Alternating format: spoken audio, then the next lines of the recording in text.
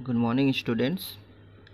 आज हम लोग क्लास 7th में देखेंगे जो लास्ट पार्ट है चैप्टर 2 का हिस्ट्री का, उसको लास्ट में हम लोग लास्ट पार्ट देख रहे थे, ठीक है ना। उसमें हम लोग पढ़ते थे राजपूत के आर्किटेक्चर के बारे में, उनके जो रूलर थे वो कैसे आर्किटेक्चर का डेकोरेटेड किए थे, उनके बारे में हम लोग डिस्कस कर रहे थे। आज हम लोग उसी को आगे बढ़ाते हुए बहुत सारे मंदिरों के बारे में हमने आर्किटेक्चर देखे। आज एक मतलब विक्ट्री टावर के बारे में बात करेंगे, ज़रा उसको देखते हैं हम लोग। दिया इसमें the tower of victory Chittor में है, ठीक है ना। कहाँ पर है स्टूडेंट? चित्तौड़ में। ये कहा जा सकता है कि उस ज़माने में जो राजा हुआ करते थे राजपूत के, उनका एक बेस्ट स्पेसिमेन था कि वो जब भी कोई भी वॉर जीतते थे या कोई भी काम करते थे, ठीक है ना, जिसमें उनको प्राउड भी महसूस होता था, तो उस ज़माने में ये लोग टावर ऑफ विक्ट्री बनाते थे। उसी में एक नाम है टावर ऑफ विक्ट्री चित्तौड़ का, वो बहुत ही फेमस है। उसके बारे में ज़रा हम लोग देख लेते हैं, ठीक है ना। The water palace in lake दिया है Pichola Udaipur appears like a spots fresh bridge in the steel blue extent. कहा जा सकता है कि पूरा जो सिस्टम था ये ऐसे बनाया जाता था जैसे कोई सजावट का होता हो, ठीक है ना, यानी बीच में टावर्स होता हो, उसके आसपास लेक होता हो, ठीक है। ये सारे जितने भी मतलब एक अच्छे तरीके से उसका कंस्ट्रक्टेड किया जाता था, उसके बारे में हम लोग ज़रा देखते हैं, ठीक है ना। ये राजपूत पीरियड का सबसे एक मास्टरपीस आर्किटेक्चर कहलाता है, ठीक है। इसके बारे में थोड़ा सा जान लेते हैं हम लोग। दिया स्टूडेंट कि विजय स्तंभ, इसको विजय स्तंभ भी बोला जाता है हिंदी में। टावर ऑफ विक्ट्री इसका मतलब विजय स्तंभ, टावर का मतलब स्तंभ और विक्ट्री का मतलब विजय। Is an imposing structure located in Chittorgarh. कहाँ पर स्टूडेंट? पहली बात याद रखेंगे, चित्तौड़गढ़ में। कहाँ पर? राजस्थान में। It was constructed by the Mewar king. Mewar के जो राजा होते थे जिनका नाम था किंग राणा कुंभा, ठीक है। कौन थे राजा? किंग राणा कुंभा। उन्होंने एक बैटल लड़ा 1442 में एंड 1449 में ये शासन किए थे। और एक बैटल लड़ा था जो मालवा और गुजरात के, कहाँ के? मालवा और गुजरात के शासकों के द्वारा, जो महमूद खिलजी के द्वारा क्या कर रहे थे? लीडरशिप कर रहे थे। उस तीनों लीडरशिप को इन्होंने जब हराया, किसने? तो राणा कुंभा ने। उसी की याद में जो बनाया था ये विक्ट्री, जो टावर ऑफ विक्ट्री, कहा जा सकता है कि बहुत ही फेमस था चित्तौड़गढ़ में। किसके विजय में? तो मालवा और गुजरात के जो महमूद खिलजी के द्वारा लीड किए जा रहे थे, उनके शासकों को हराने के बाद मेवाड़ के किंग राणा कुंभा ने इसको बनवाया था, ठीक है। आगे दिया स्टूडेंट कि ये डेडिकेटेड करता है किसको? लॉर्ड विष्णु को। किसको डेडिकेट करता है? लॉर्ड विष्णु को। ये लगभग 37.9 मीटर 19 मीटर हाई है और 9 स्टोरेड है, यानी इसके 9 फ्लोर हैं, ठीक है।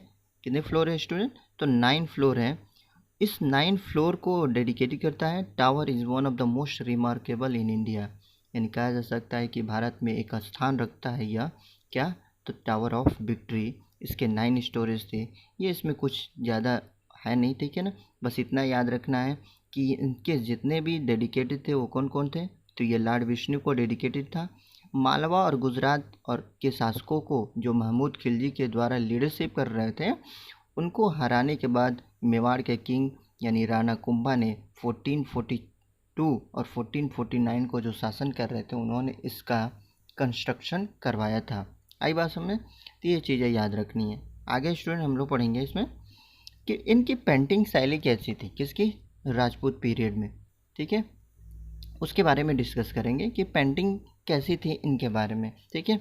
आगे दिया है राजपूत जो होते थे उस क्लोज एसोसिएशन होता था उनका रिलीजन से, यानी धर्म के प्रति वो अपनी आस्था बहुत अच्छी तरह से रखते थे, ठीक है। They depict the life of the common man.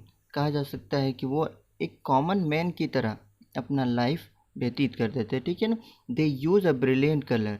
उनकी पेंटिंग में ब्रिलियंट कलर होते थे पेंटिंग करने के लिए। The painting are divided into Rajasthani and Pahari, यानी 2 पार्ट में डिवाइड था इनकी पेंटिंग, एक राजस्थानी स्टूडेंट और एक था पौहारी, ठीक है ना। यानी 2 पार्ट में इनकी पूरी पेंटिंग को हिस्टोरियन ने डिवाइड किया है। उस 2 पार्ट की पेंटिंग को ज़रा देखते हैं हम लोग। The technique of both painting, दोनों पेंटिंग जो टेक्निक थी the subject matter of Rajasthani painting, वो दोनों सेम थी, ठीक है ना। जैसे कि the subject of matter of Rajasthani painting है इन कृष्णा चरित्र, उसमें कृष्णा चरित्र, ऋतु चित्र, court scene, scene of royal, जो किसमें स्टूडेंट हम देख रहे हैं राजस्थानी पेंटिंग में, ठीक है ना। इन तीनों में इसमें कृष्णा चित्र और ऋतु चित्र, court scene, scene of royal, festivities, यानी जितने भी रॉयल चीज़ें होती थी उसमें इनको इंक्लूड किया जाता था। किस पेंटिंग में स्टूडेंट? तो जो राजस्थानी पेंटिंग थी उसमें, यानी उसका ये मैटर होता था। नहीं होता है किसी चीज़ को मैटर बनाना तो किस चीज़ पर बनाएंगे, तो वही इसका मैटर है, किसका? राजस्थानी पेंटिंग का। आगे दिया स्टूडेंट, द पहाड़ी school of painting is also called the Kangra school. इसको क्या बोला जाता है स्टूडेंट दूसरे नाम से? तो कांगड़ा स्कूल ऑफ पेंटिंग के नाम से।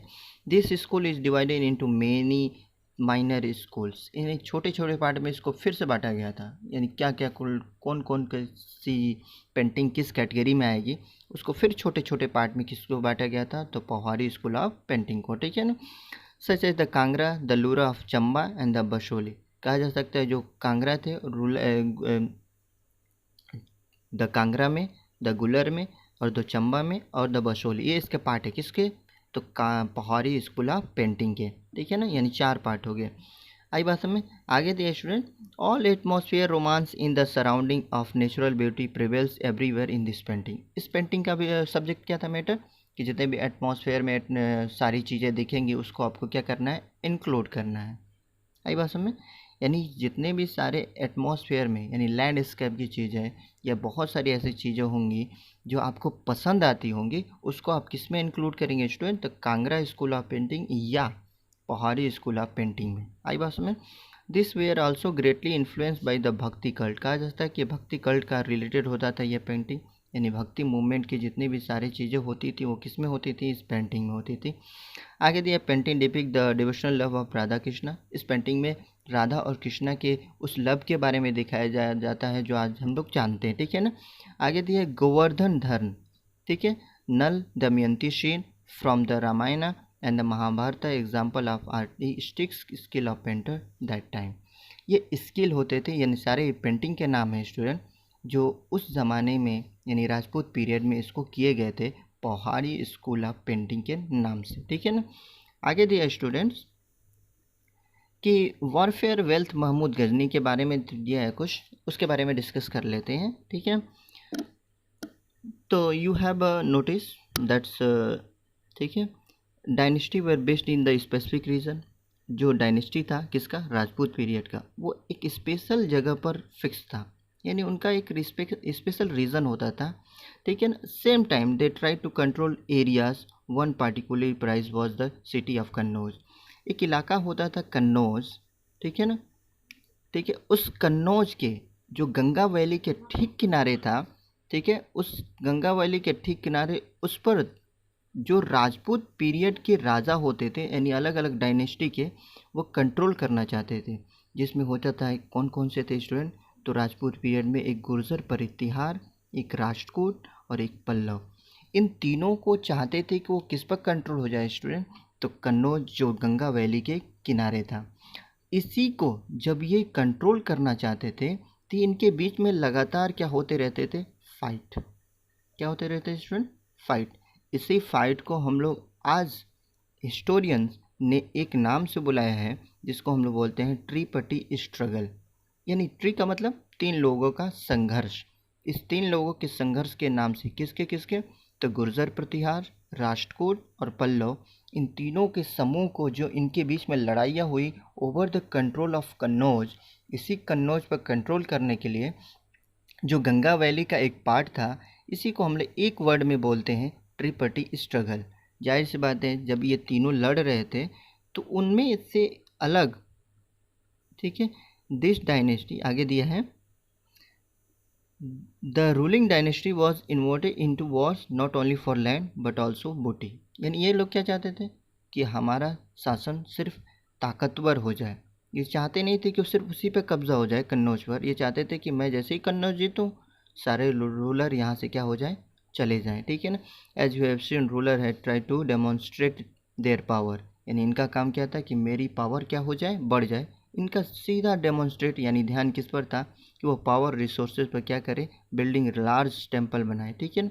सो when they attack one another kingdom they often choose to target temple. इसलिए उस ज़माने में जैसे मान लो कोई राजा है, पल्लव है कोई, तो उन लोगों का काम क्या था स्टूडेंट, तो वो मंदिर बनाएंगे, उस मंदिर में पूरे इंक्लूड में मंदिर में वो सारी चीज़ें वेल्थ के पावर्स यानी जितनी भी धन होती थी वो सारी चीज़ें लगाते थे। इसलिए दूसरे जो राजपूत पीरियड के किंग थे वो चाहते थे किस पर कंट्रोल करना स्टूडेंट, कि सबसे पहले वो अटैक करते थे किस पर, मंदिरों पर, ताकि मंदिरों पर जैसे ही अटैक करें वो सारा धन उनको मिल जाए जो अगले राजपूत पीरियड ने उस पर लगाया था। इसलिए वो हमेशा अटैक किस पर करते थे, तो मंदिरों पर, क्योंकि वहाँ से उनको अच्छे धन मिल जाते थे। और यही कारण था कि बेस्ट नोन रूलर हमने सुना है महमूद ऑफ गजनी का, जो अफ़गानिस्तान का रूलर था 1970 में और 1030 को बीच में हम इसका रूलिंग जानते हैं, ठीक है ना। पार्ट्स ऑफ सेंट्रल एशिया, जो आजकल सेंट्रल एशिया का पार्ट है, north western part of the sub continent, जो हमारा इंडिया सब कॉन्टिनेंट, इसका अफ़गानिस्तान का रूलर था, ठीक है। आई बात समझ। तो इसका ये शासक कौन, महमूद ऑफ गजनी, उसने भी आक्रमण कर दिया भारत पर लगभग कितने टाइम से स्टूडेंट, तो 17 टाइम। किससे इशारे पर मिला, तो वो इशारा था जब राष्ट्रकूट पल्लव और गुर्जर प्रतिहार आपस में लड़ रहे थे, यानी दूसरे के पावर को बढ़ाने के लिए। जब इसने देखा कि वो किस लिए लड़ रहे थे, तो उन्होंने देखा कि मंदिरों में जो धन है उस पर वो कंट्रोल करना चाहते, तो इसे भी इशारा मिल गया क्या, तो वो 17 टाइम उसने इंडिया पर कंट्रोल किया। इसमें इंक्लूडेड है सोमनाथ मंदिर जो गुजरात में है, ठीक है। लगभग 25 ईयर्स तक इंडिया में आक्रमण करता गया। उसका मेन एम ये नहीं था वो पूरी तरह से इंडिया पर शासन करेगा, उसका मेन यही था वो सारा धन लूट कर ले जाएगा और वहाँ पर अपने जो कैपिटल सिटी है गजनी, वहीं पर इसको स्पेंडेड करेगा, यानी फैलाएगा, यानी खर्च करेगा। ये थे कुछ, आगे जो भी होगा ठीक है ना उसको देख लीजिएगा। आज के लिए बस इतना ही स्टूडेंट। अगला वीडियो जब आएगा उसको हम बताएंगे, ठीक है, कि हिस्ट्री का होगा या सिविक्स का होगा या जियोग्राफी का होगा। Okay student, thank you.